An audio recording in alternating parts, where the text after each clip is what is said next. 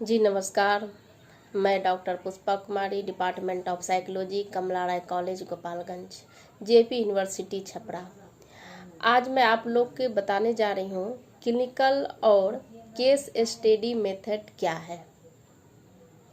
Clinical case study method जो है मनोविज्ञान के एक प्रमुख विधि है। इसे मनोवैज्ञानिकों ने चिकित्सा या मेडिसिन से ग्रहण किया है। इस विधि का उपयोग नैदानिक मनोवैज्ञानिक द्वारा व्यक्तियों के रोगात्मक लक्षण को पहचान करने तथा उसके कारणों को पता लगाने में काफ़ी किया जाता है। इस कारण है कि इसे नैदानिक विधि भी कहा जाता है। इस विधि में प्रयोग मनोविज्ञान किसी एक व्यक्ति के व्यवहार को समझने के लिए उसके जीवन के सभी तरह की घटनाओं को जो उसके साथ माँ के गर्भ में आने के समय से ही घटित हो रहा है, एक विस्तृत इतिहास तैयार करते हैं। इसलिए इस विधि को केस विवरण विधि या केस हिस्ट्री मेथड भी कहा जाता है। इस तरह से इस विधि में मनोविज्ञान विशिष्ट तरह के व्यक्ति का अध्ययन कर उसके बारे में सूचनाओं एकत्रित करते हैं और इसके आधार पर वे कुछ ऐसे निष्कर्ष पर पहुंचने की कोशिश करते हैं जो कि अधिक से अधिक व्यक्तियों के लिए सही या एवं यथार्थ हो। कई मशहूर मनोवैज्ञानिकों द्वारा इस विधि का उपयोग किया गया। अब तक के वैज्ञानिक में सबसे बड़े वैज्ञानिक जिन्हें हम विधि का सर्वाधिक उपयोग किया है वो सिगमंड फ्रायड है। उन्होंने कई केस का अध्ययन करके व्यक्ति तथा मानसिक बीमारी के लिए मशहूर सिद्धांत का प्रतिपादन किया है। मनोवैज्ञानिक तत्वों पर अधिक ध्यान देते हुए हम कह सकते हैं कि इसका जो प्रारंभिक सूचनाएं हैं इनके अंतर्गत व्यक्ति का जो नाम, उम्र, सेक्स या माता पिता का उम्र या शिक्षा, पेशा, सामाजिक सोशल स्टेटस, परिवार सदस्य की संख्या जैसे तत्वों को भी सम्मिलित किया जाता है। दूसरे हम गत इतिहास जो पास्ट का हिस्ट्री है उसके बारे में हम पता करते हैं। इसके अंतर्गत गर्भधारण से वर्तमान समय तक का इतिहास तैयार किया जाता है।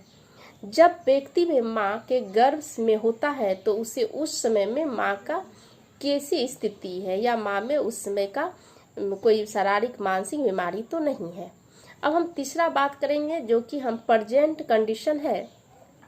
जैसे केस हिस्ट्री में तैयार करने में व्यक्ति के वर्तमान प्रेजेंट हिस्ट्री के बारे में भी एक लेखा जोखा तैयार कर लिया जाता है। जैसे कि बालक की बुद्धि स्तर, उसकी रुचि, शौक या भी क्षमता या फिर संवेदिक स्तर है या व्यक्ति उसका अचीवमेंट है, इसको हम इकट्ठा किया जाता है।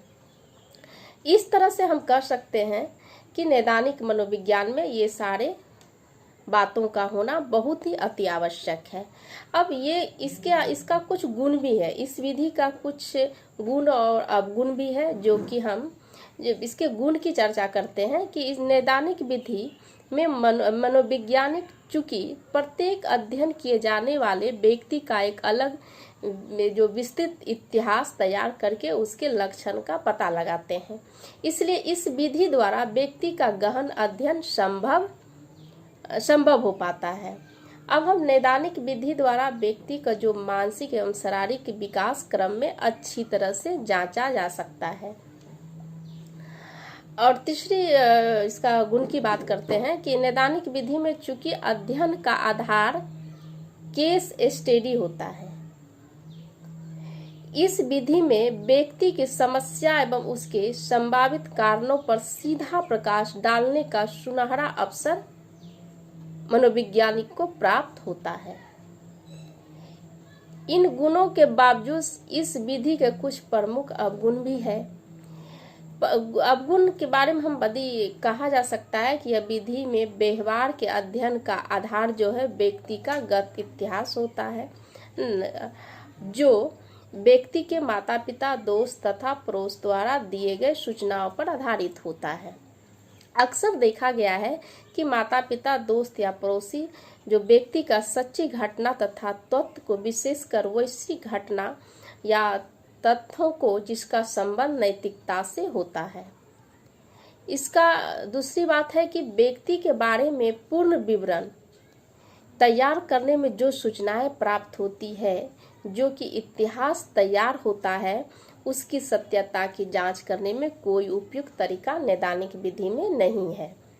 तीसरी बात हम कहेंगे कि नैदानिक विधि द्वारा जो है व्यक्ति की समस्या का अध्ययन करने के लिए आवश्यक है कि मनोवैज्ञानिक काफी प्रशिक्षित हो तथा उनमें साक्षरता तथा मनोवैज्ञानिक परीक्षण का उत्तम ज्ञान प्राप्त हो।